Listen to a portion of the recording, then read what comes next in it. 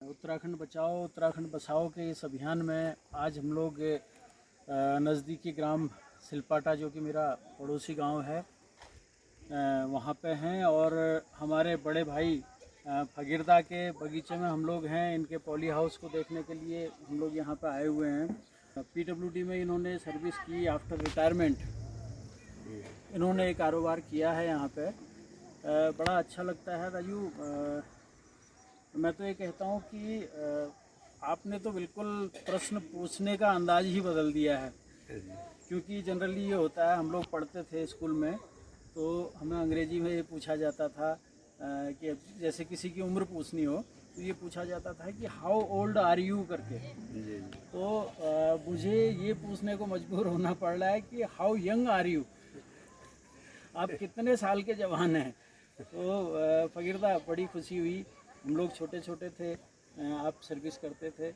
आज हम भी बूढ़े हो गए हैं, लेकिन मेरे से जवान आप लग रहे हैं यहाँ पे। और इतना बढ़िया आपने यहाँ पे कर रखा है, पॉली हाउसेज वगैरह लगा रखे हैं, लौकी की खेती, करेले हैं, ब्रोकली आपने लगा रखी है, गोभी है, बंद गोभी है, फूल गोभी है। तो ता मैं ये पूछना चाहूँ कि आफ्टर रिटायरमेंट तो मोर ट्रेड जैसे मोटर लाइन होगी थो जी, तो मोटर लाइन आग ट्रेड आग बावजूद ले जनरली क्यों हो कि रिटायर होने के बाद आदमी गाड़ी खरीदना जी। तो अपन गाड़ी न खरीद बेरी मतलब एक काम में यो काम करना इतना कश्य प्रेरणा मिल छे, अपन काम बैठे मिल छे, कश्य शुरू कर छे काम सब ये काम है तो मैं उसे पहली बड़े थोड़ा बहुत करते रहूँ थे जी। लेकिन पूर्ण ज्ञान नहीं थे। जैसे राई चमसूर से मैं सीजन में 4-5 हज़ार रुपया राई चमसूर ये चीज़ बेचती हूँ जी। और गोभी वो भी कम करती जी। लेकिन ये जब पंडा में 16 में पंडा फार्म बड़े जुड़ी हूँ, बहुत बढ़िया। DRD पंडा फार्म बड़े जुड़ी, तो उन लोगों ने कुछ मैं ट्रेनिंग ली दी। अच्छा। ये जैसे गोभी लगा रहा है, कितनी दूराई में लगाना है और इस किस समय इसमें मिट्टी चढ़ानी है। अच्छा, टेक्निकल नॉलेज। जी जी जी, ये सब मुझे वहीं से मिली है जी। DRDO फार्म से बीच में मैं मखोलिया जी के यहाँ गया था, उन्होंने भी उनका जिक्र किया था जी जी कि DRDO से उनको काफ़ी टेक्निकल एडवाइस मिलती है समय समय पर जी। और पांडे जी हैं, पांडे जी बड़े सक्रिय हैं, बहुत सक्रिय हैं साहब। मुझे तो यानी कि एक कह लीजिए कि जो नियम है ये, जी हाँ जी हाँ, हर चीज़ नियम से होता है, तो ये नियम सब उन्होंने ही बताया और टाइम टाइम में मदद भी करते हैं। कोई दवाई है बाजार में नहीं मिली जी, अगर उनके पास है तो दवाई भी दे देते हैं। देते होंगे, बीज वगैरह आपको मिलता बीज, होगा ये वहाँ पेड़ वेड़ वगैरह वगैरह हम सब वहीं से लाते हैं, वहीं से मिलता है। अच्छा। टोटल ये गोभी वोभी जितनी लगा रखी वहीं से लाते हैं। फिर पांडे जी हमारे अच्छे जानने वालों में से हैं, अच्छे मित्रों में हैं। मैं देखता हूं कि वो मतलब घूमने में ही रहते हैं। उनका जो अभियान चलता है किसानों को एडवाइस देना, टेक्निकल एडवाइस देना, बीज वगैरह देना, और मैं कहूँगा कि बीज मंत्र जिसको कहना चाहिए, एक छोटे से छोटा मंत्र किस सब्जी के लिए कैसा होना चाहिए, किसके लिए कैसा होना चाहिए। वहाँ पे वंदना मैम है, वैज्ञानिक जो हैं, वंदना पांडे जी, वो भी काफ़ी सक्रिय हैं और किसानों को प्रोत्साहन देने में काफ़ी लगी रहती हैं।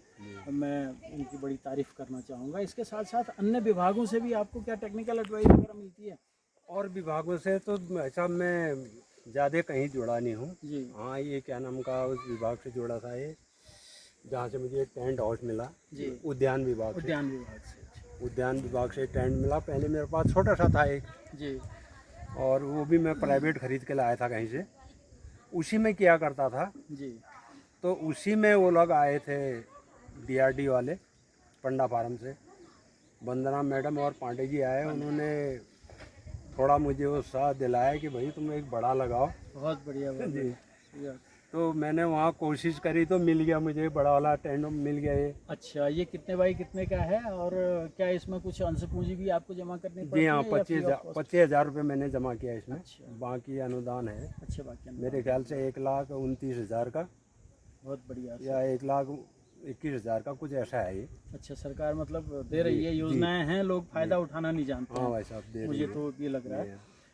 दादाजी, मैं पिछली बार भी आपके पास आया था, करेले आपके लदे हुए थे, लौकियां लदी हुई थी, और मैं बार बार आता हूँ। इस बार घूमने वालों का जब तांता लगा रहता है, मैं अपने गांव में था इस पीरियड में, लॉकडाउन में, अपने पुराने मकान की रिपेयर में और अपने खेतों बाग बगीचे के उसमें लगा था मैं भी। तो लोगों का मानना ये था कि लोग कहते थे कि फकीरदा के यहाँ पे, अरे दाजू आपको ककड़ी लेनी है तो फकीरदा के यहाँ पे हो रही है, करेले लेने हैं तो आप वहाँ पे जाओ, रास्ते में वहीं से ले जाना। तो बड़ा अच्छा लगता था कि हमारे क्षेत्र में एक उद्यमी आफ्टर रिटायरमेंट, मतलब इस एज में आप बिल्कुल जवानों की तरह, युवाओं की तरह काम में लगे हुए हैं, तो बड़ा अच्छा लगता है दाजू। इससे हम लोगों को प्रेरणा मिलती है, हमारी भावी पीढ़ी को प्रेरणा मिलेगी। और जबकि आपकी ये जगह जो है ना बहुत सनी साइड नहीं है, नहीं बहुत ज़्यादा उपजाऊ ज़मीन नहीं मानी जाती है, जहाँ पे धूप नहीं आती है, और उसके बावजूद भी इतना अच्छा आप मार्जिन ले रहे हैं, इतना अच्छी कमाई यहाँ पे कर रहे हैं। तो मैं थोड़ा सा आपसे दाजू जानना चाहूँगा कि इस सीज़न में, बरसात में जैसे ककड़ी का सीज़न है, करेले का सीज़न है, या अन्य सब्जियां जो बरसाती होती हैं, तो इस सीज़न में क्या आपकी अर्निंग रही होगी इससे, ताकि लोग जो युवा साथी हैं जो कोरोना पीरियड में बड़े शहरों से यहाँ वापस आए हैं, उल्टा पलायन हुआ है, उन लोगों को थोड़ा सा प्रेरणा मिले इससे कि आप मतलब कितना कमा लेते हैं इससे? भाई साहब, फरवरी मार्च में पंडा फार्म में एक नेपाली ककड़ी आई थी जी, और साल तो मैं मतलब 5-10 पेड़ लाता था जी, थोड़ा बहुत अपने यूज के लिए मतलब कि वो होता था। अब के साल में 30 पेड़ लाया वहाँ से। अच्छा, वो नेपाली ककड़ी जी। तो मैंने पूरे इस पॉली हाउस में और पल्ले में भी बो दिए। अच्छा, एक पेड़ मेरा खराब नहीं हुआ। अच्छा, 30 के 30 मतलब जी सर्वाइव? 30 के 30 लगे। अच्छा, मैं उनकी मेहनत करता रहा। 20-22 जून से जी मैंने ककड़ी बेचनी शुरू कर दी। अच्छा, फल देना शुरू हो जी, तैयार हो गई ककड़ी जी। 20 जून से 5 सितंबर तक। अच्छा, लगातार मैंने 12 कुंटल ककड़ी बेची। ओ 30 पेड़ों में 12 कुंटल जी, 12 कुंटल ककड़ी बेची मैंने। उसके अलावा गांव में बांटना अलग है, परिवार में अलग है, सही बात, अपना यूज अलग है, अपना यूज अलग। टोटल लगा के कुछ भी नहीं तो 20 के लगभग 20 कुंटल के लगभग मैंने ककड़ी का वो किया था। मित्रों देखिए, फकीरदा की बातें हैं, ये तो ककड़ी की बात इन्होंने एक उदाहरण दिया है। करेले इन्होंने पिछली बार आया था, इन्होंने कहा कि 40 किलो करेले मैंने तोड़े हैं एक पेड़ से। और इसके साथ साथ दाजू ये रिंगाल आपने लगा रखी है, इसको देख के मुझे थोड़ा सा याद आ रहा है कि आपका परिवार बड़ा परिश्रमी परिवार रहा है।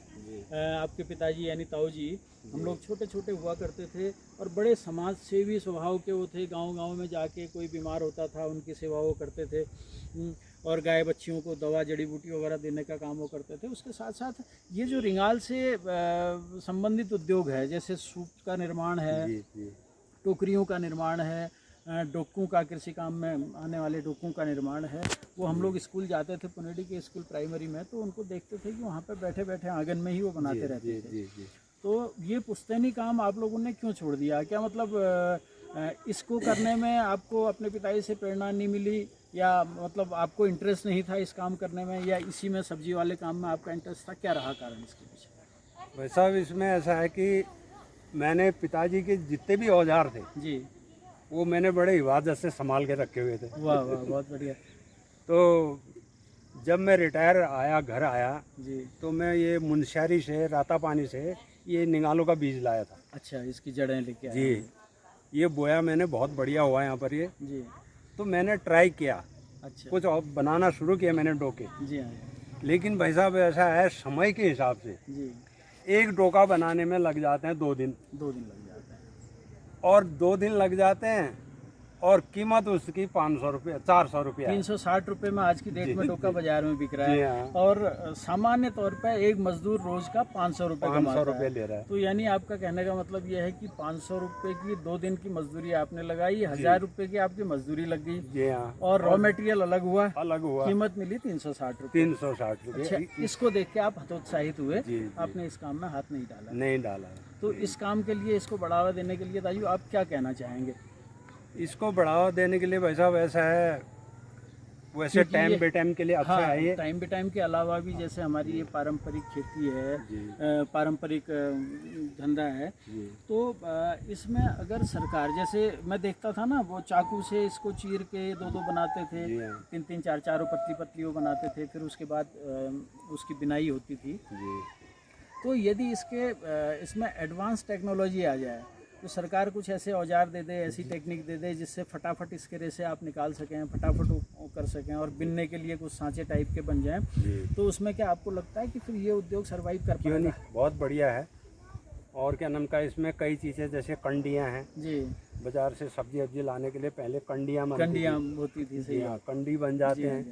सूपे बनते हैं और डाले बनते हैं और डोके बनते हैं। आजकल तो मैं देख रहा हूँ किसी संस्था ने दाइयों इसके रिंगाल के जी फैंसी आइटम जैसे शो पीस हैं घरों में लगाने के लिए बैठक वगैरह में, और महिलाओं के पर्स वगैरह हैं, तो इस टाइप के शो पीस के आइटम, छोटी छोटी चटाइयाँ हैं और टेबल क्लॉथ टाइप के इसके बनाए हुए हैं काफ़ी। तो बड़ा अच्छा बाजार इसका है।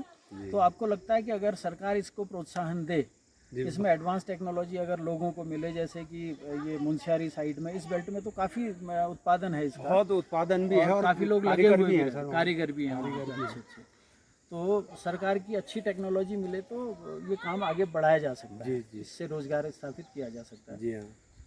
तो दाजू इसमें आगे ये कुछ खेत आपने पारंपरिक खेती इसमें की है, गेहूं वगैरह लगाए हैं, इसमें भी क्या निकट भविष्य में आपका प्रोग्राम है इसी टाइप का पॉली हाउस वगैरह? इसमें तो मेरा पोलियो हाउस ही बढ़ाने का है, एक और लगवा रहा हूँ इसमें। अभी एक वो चला है जैसे बांस का। जी।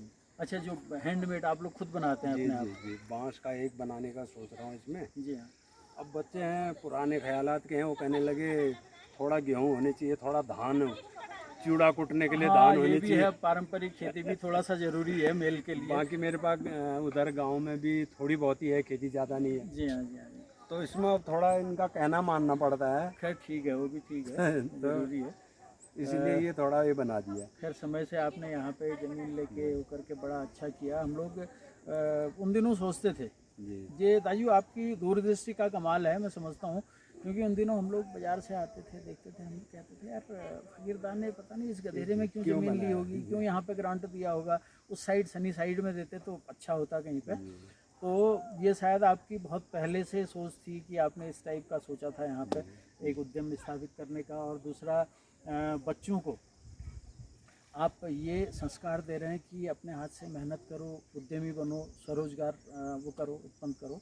और इसके साथ साथ अभी मैं पिछली बार एक चीज़ पूछ रहा था आपसे, आपके नज़दीक पानी है और मैं कह रहा था दाजू आपने यहाँ पे जगह भी है, पानी भी है, मत्स्य पालन का उद्योग क्यों नहीं किया? तो आपने बहुत बड़ी बात एक कही थी कि मैं सत्संगी हूँ और मतलब जीव हत्या से हम लोग बहुत दूर रहते हैं, तो ये भी आपका एक प्रेरणा का विषय है।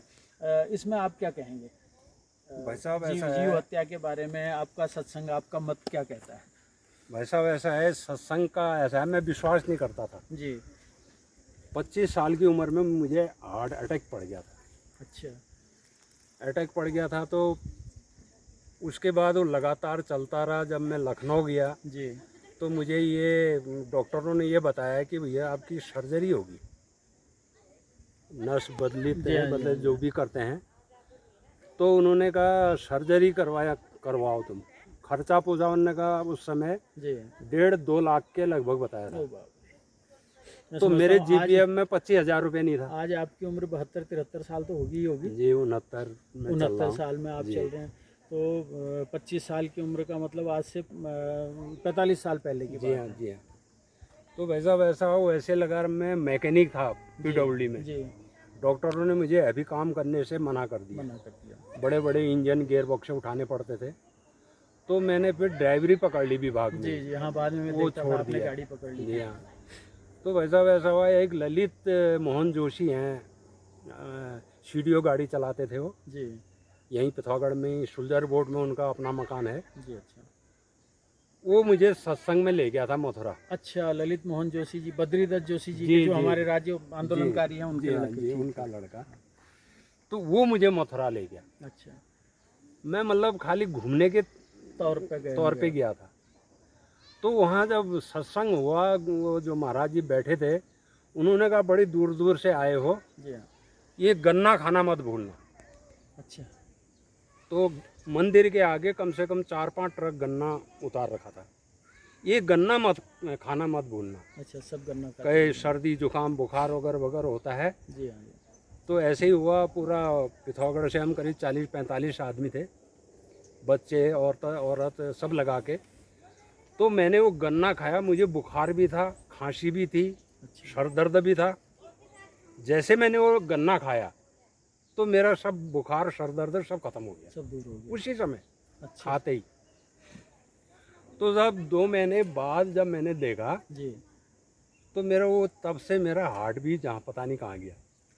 अच्छा, रोग ठीक हो गया। वो हार्ट का बीमारी मेरी तो मतलब गन्ना आपने उसके बाद रेगुलर लिया या उसी गन्ने नहीं, के खाने वहीं से जब वहाँ जाते हैं अच्छा तभी हम लेते हैं। अच्छा कोई भी तकलीफ हो, पता नहीं क्या उनकी माया है, सही हो अच्छा, जाता उसके बाद मतलब आपकी आस्था उस तरफ बढ़ है। गई। जी, वहाँ बढ़ गई। तो आपके मत में गुरुजी अब का ये हमने रहता होगा बकरी नहीं पालनी है। जी, क्यों बकरी पालेंगे फिर उसको हत्या करवाएंगे। बकरी नहीं पालनी है, मच्छी नहीं। मच्छी के लिए मुझे 5 लाख मिल गए थे यहाँ पर। ना उस दिन बता रहे थे आप। लेकिन मैंने कहा एक तालाब ऊपर बनाया, वो मच्छी के पर्पज से मिला था। जी हाँ जी हाँ। तो मैंने उनको हाथ जोड़ दिया, साहब हम मच्छी नहीं पालेंगे। और अंडा, मीट, दारू, ये बिल्कुल इस चीज़ से हम चलिए, बहुत बड़ी पूरी बात परिवार है। मेरी ये वंचित है। पूरा जीव प्राणी प्रेम का बहुत बड़ा उदाहरण है भाई। चलिए, आप मच्छी नहीं पालते हैं, मच्छी नहीं बेचते हैं, बकरी नहीं पालते हैं, बकरी नहीं बेचते हैं, लेकिन इससे मैं समझता हूँ कि आप खुद भी स्वस्थ रह रहे हैं और लोगों को भी। इसमें ये पूरा आपका कंपोस्ट पे आधारित होगा, रासायनिक खादों का आप उपयोग नहीं करते होंगे इसमें। कोई यूरिया ऐसी कोई चीज़ ये नहीं, डीकम्पोज और गोबर गोबर, ये इसी चीज़ से वो करता हूँ मैं। तो मतलब अच्छे स्वास्थ्य का बड़ा अच्छा उदाहरण है। सूत्र एक मैं कहूँगा इसको। तो राजू, बहुत बहुत धन्यवाद, आपका टाइम दिया। आपकी ये वीडियो मैं वायरल करूँगा तो मैं समझता हूँ कि हमारे जो युवा हैं यहाँ के, जो बेरोजगार होकर यहाँ पे लौटे हैं, जी। और पुनः पलायन रोकने के लिए हमारा ये मील का पत्थर साबित होगा आपका इंटरव्यू और आपका उदाहरण इसका ये। भाई साहब, मैं तो जो युवा हैं उनको भी कहना चाहता हूँ, जी जी, जिसके पास अगर थोड़ी सी भी ज़मीन है, जी हाँ जी, तो ये लगा लीजिए, मैंने अगले साल ही जिसमें मेरी ब्लॉकरी लगी हुई है, जी हाँ, करीब 30-35 फीट में मैंने क्या नाम कहा 5,000 के टमाटर बेचे ओपन में, इसी एक खेत में। जी, बचने में। अच्छा, 5,000 के टमाटर बेचे। और क्या नाम का, इसी तरह अगर आदमी लगन करे तो इसमें बड़ा अच्छा है, घर के लिए भी हो जाता है। इतनी महंगाई, सही बात, सही बात। अपने परिवार भी खा लेती है। और हाँ, आप बाजार में बेचने को जाएं, भी एक झोला अगर भर के आप सब्जी लाना चाहें तो 500 का नोट कम पड़ता है आज की डेट में। जी हाँ, जी मतलब हाँ, ये सही स्थिति बात है। जी हाँ। तो ये बहुत बड़ा संदेश है दाजी। उत्तराखंड बचाओ उत्तराखंड बसाओ के अभियान में मैं लगा हूँ। मेरा ये प्रयास रहता है कि जितने भी यहाँ के युवा हैं वो बड़े शहरों में जाके होटलों में जूठे बर्तन न मांजें और 10-20 हज़ार की छोटी छोटी सर्विस न करके यदि अपने घर के आसपास इस टाइप का उद्यम करें तो घर की देखरेख भी होगी और अपने इलाके में एक अच्छे धनार्जन का वो लोग साधन भी स्थापित कर पाएंगे, बढ़ा पाएंगे। अच्छा था, एक बात मेरे दिमाग में आ रही है कि हम लोगों की, मैं उत्तराखंड क्रांति दल का जिलाध्यक्ष भी हूँ और हम लोगों का एक अभियान चलता है। एक तो उत्तराखंड बसाओ उत्तरा, जितने हमारे पलायन से गांव खाली हो चुके हैं। आप तो पहले बाद में आपने गाड़ी पकड़ी थी विभाग में, तो कई क्षेत्रों में आप दूरस्थ क्षेत्रों में भी आप जाते थे। तो यहाँ पे कई ऐसे गांव हैं जो 500, 600 एक परिवार भी थे और आज गांव में 10-20 परिवार बड़ी मुश्किल से बचे हुए हैं और उसमें भी बिल्कुल बूढ़े हैं, असमर्थ लोग हैं जिनको अपनी माटी से प्रेम है, जो ये चाहते हैं कि मैं अपनी मिट्टी में यहीं पर मरूं। वही है जो बड़े शहरों में अपने बच्चों के साथ नहीं जाते हैं महज इसलिए कि मैं पैदा यहीं पर हुआ हूँ, मरूं भी तो अपनी माटी में मिलूं। तो इस पलायन को रोकने के लिए हमने एक डिमांड रखी थी सरकार से कि पहाड़ों में हमारी जैसी ज़मीनें होती है ना, आपकी ज़मीन वैसे सिलपाटा में है माना, थोड़ा बहुत वहाँ है, वो ज़मीन इकट्ठा यहाँ पे होती है और हमारी ज़मीनें हैं यहाँ सार्सिलिंग जीबी से शुरू होती है और डिग्री कॉलेज तक, मतलब 7-8 गाँव के हम लोग हिस्सेदार हैं। लेकिन वो ज़मीन किसी काम की नहीं है, महज इसलिए नहीं है कि एक खेत हमारा यहाँ पे है तो एक रई पे है और एक सिलथाम में है, एक पुनेड़ी में है, एक सिलपाटा में है या फिर एक सिलौली में है। तो हम लोगों की मांग थी कि सरकार चकबंदी कर दे। चकबंदी करने से क्या होगा, चकबंदी का मतलब ये होता है कि आपकी माना 50 नाली ज़मीन है तो 50 नाली का चेक आपको एक जगह दे दिया जाए, उसमें वो सब कुछ कर सकता है। तो 50 नाली या 10 ही नाली भी आपकी ज़मीन है तो 10 नाली का चेक आपका एक बार एक जगह हो जाए। तो इसमें आप क्या कहना चाहेंगे? जी नहीं, ये बहुत बढ़िया, आपने बहुत बढ़िया कदम उठाया है। ये बहुत बढ़िया वो है, क्या नाम का, इससे जो है हर युवा जो है अपना रोजगार में आ जाएगा। छोटा मोटा रोजगार, छोटा मोटा रोजगार, कई ज़मीन अगर इकट्ठी हो तो कई रोजगार कर सकता है वो जी। तो ये बहुत बढ़िया कदम उठा रखा आप लोगों ने। बस ये हमारी मांग है, हमारा प्रयास है, अगर ये सफल हो जाए तो हमारे पहाड़ों को बसाने में, पहाड़ों को बचाने में, पुनर्स्थापित करने में काफ़ी बड़ी मदद मिलेगी और आप जैसे लोगों से प्रेरणा मिलेगी दाजू। बिल्कुल, मैं तो जवान हो गया आपके यहाँ पे आके, आपको देख के। बहुत बहुत धन्यवाद, फिर मिलेंगे फकीर।